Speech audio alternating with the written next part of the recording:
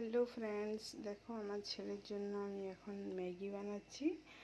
আর আমার ছেলে আসবে টিউশন থেকে, তারপর ম্যাগি খাবে। ম্যাগিটাকে সেদ্ধ করে নিলাম। তারপরে এখানে পেঁয়াজ কুচি, গাজর কুচি আর ক্যাপসিকাম কুচি আর কিছু লঙ্কা দিয়ে রেখেছি।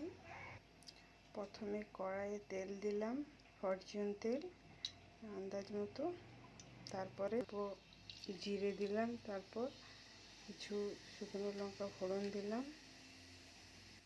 এটা গরম হলে তারপরে তার মধ্যে পেঁয়াজ কুচি, গাজর কুচি আর ক্যাপসিকাম কুচি দিয়ে ভাজবো।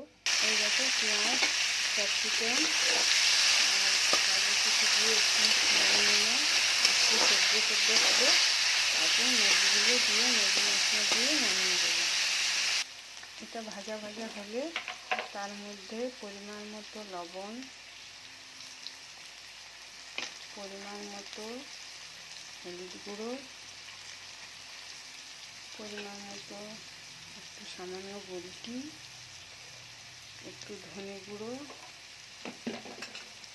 আর একটু জিরে গুঁড়ো দিয়ে দেবো। তারপর এটা ভাজতে থাকবো। ম্যাগি দেওয়ার পর ম্যাগি মশলাগুলো দিয়ে দিলাম।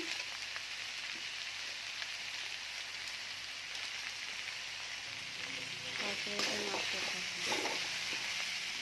ফ্রেন্ডস, ম্যাগি তৈরি হয়ে গেছে। এরপর আমি সার্ভ করব। ম্যাগি কমপ্লিট, আমি সার্ভ করে নিয়েছি। এবার পরিবেশন করব। ওকে, বাই গাইস, গুড ইভিনিং।